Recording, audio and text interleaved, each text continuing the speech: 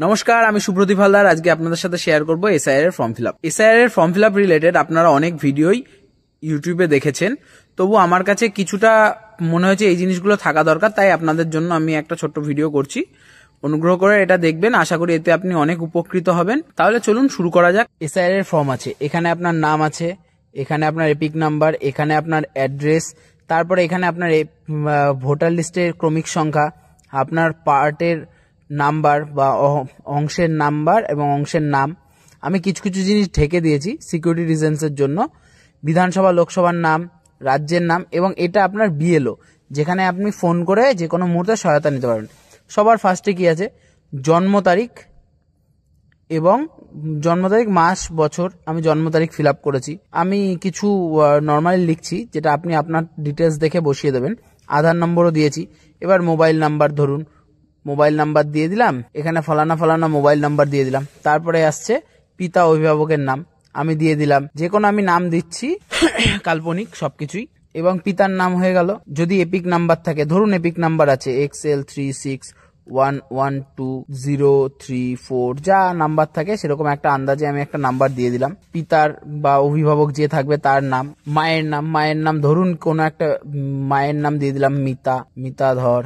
মায়ের epic number ধরুন same দিয়ে দিলাম, এরকম নাম্বার দিয়ে দিলাম। তারপরে আসবে স্বামী বা স্ত্রী, এনার যদি বিয়ে হয়ে থাকে তাহলে স্ত্রীরটা দিয়ে দেবো এখানে, যদি না হয়ে থাকে তাহলে ফাঁকা রাখলাম। এবার মেন জিনিস, এবার বলছে এখানে আপনি আপনারটা ফিল আপ করলেন, আপনার ডিটেলস কিন্তু এখানে দেওয়া আছে। তারপরে আপনি এখানে এই জিনিসগুলো ফিল আপ করলেন।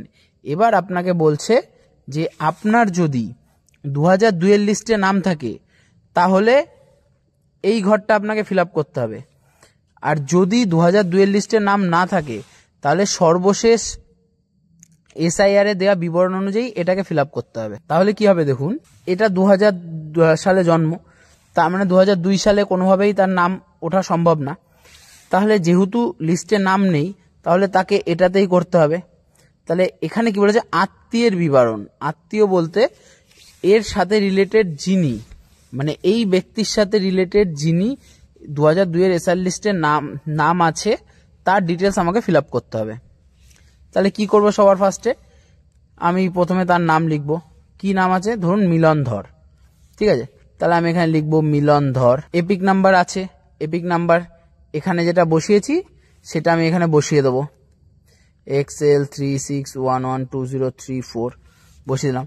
আত্মীয়ের নাম, এই যে আত্মীয়র নাম, এটা কিন্তু আপনার নাম না, এটা এই যেই ব্যক্তিটির নাম এখানে আমি দিচ্ছি, ঠিক আছে, তার আত্মীয়ের নাম। সেক্ষেত্রে তার বাবার নাম কিংবা তার মায়ের নাম, যার নাম থাকবে, সাধারণত তার বাবার নামই দিই। তার বাবার নাম কিরণ ধর দিয়ে দেওয়া হলো। এবার তার সাথে এর সাথে মানে ইনার সাথে এনার সম্পর্ক কিন্তু এখানে জানতে চাইছে না। এখানে বলছে এই আত্মীয়র সাথে এর কি সম্পর্ক। তাহলে মিলন ধরের এই আত্মীয়টা বাবা হয়, তাহলে আমরা এখানে লিখবো ফাদার। আপনি চাইলে বাংলাতেও ফিল আপ করতে পারেন। এবার জেলা, ধরেন জেলা আমি নদিয়া, তাহলে দিয়ে দেবো নদিয়া। রাজ্যের নাম ওয়েস্ট বেঙ্গল, অবশ্যই, যেহেতু ওয়েস্ট বেঙ্গল আপাতত এসআইআর হচ্ছে। বিধানসভা ক্ষেত্রের নাম যেটা আপনি আপনার ভোটার লিস্টে পেয়ে যাবেন, সেইখান থেকে নিলেন। ধরে নিন 78 দিয়ে দিলাম আমি বিধানসভার নাম্বার। এবার অংশ নম্বর, এই যে 69টা আমি এখানে 69 লিখলাম, এটা কিন্তু এই যে মিলন ধর, এই মিলন ধরের 2002 এর লিস্টে যা আছে তাই হবে। মিলন ধরের 2000 লিস্টে দেখা যাচ্ছে অংশ নম্বর 169 আছে, তাহলে আমরা এখানে দিয়ে দিলাম 169 নম্বর অংশে। তাহলে এটা হবে বিধানসভা ক্ষেত্রের নাম্বার, ধরেন উত্তর পশ্চিম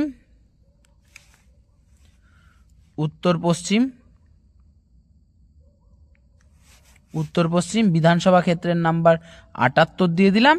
আর এদিকে অংশের নাম্বার 169, যেটা 2002 এর লিস্টে আছে সেই অনুযায়ী।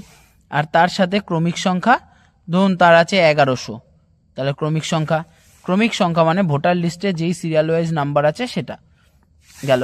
এবার এটা কখন হচ্ছে, যখন এই ব্যক্তিটির নাম 2000 সালে জন্ম, এই ব্যক্তিটির নাম 2002 এর লিস্টে নেই, তখন আমাকে এই ডান দিকটা ফিল আপ করতে হচ্ছে। এবার যদি এনার ইয়েটা 2000 না হয়ে ধরুন 1969 সালে হয়েছে। তাহলে এবার 1969 সালে যদি হয়ে থাকে তাহলে ওনার নাম 2002-এর ভোটার লিস্টে থাকার কথা। তখন কিন্তু এইটা ফিল আপ হবে না, তখন সম্পূর্ণরূপে এইটা ফিল আপ হবে। তখন আমি কি করব, ধরেন এনার নিজের নাম আছে, তাহলে আমি লিখব নির্বাচকের নাম, এনার নাম আছে ধরুন প্রবীর, ধরলাম প্রবীর, ঠিক আছে।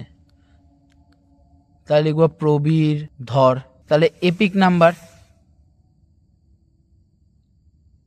এবার বলছি এপিক নাম্বার যদি থেকে থাকে, অবশ্যই এপিক নাম্বার আছে, এই যে। এবার আপনি এটা 2002-এর লিস্টে অনেক সময় WB দিয়ে নাম্বার থাকে, একবার চেক করে নেবেন। যদি তা না থাকে, 2002-এর লিস্টে অনেক ক্ষেত্রে এরকম WB দিয়ে অংশ নাম্বার দিয়ে এরমভাবে থাকে।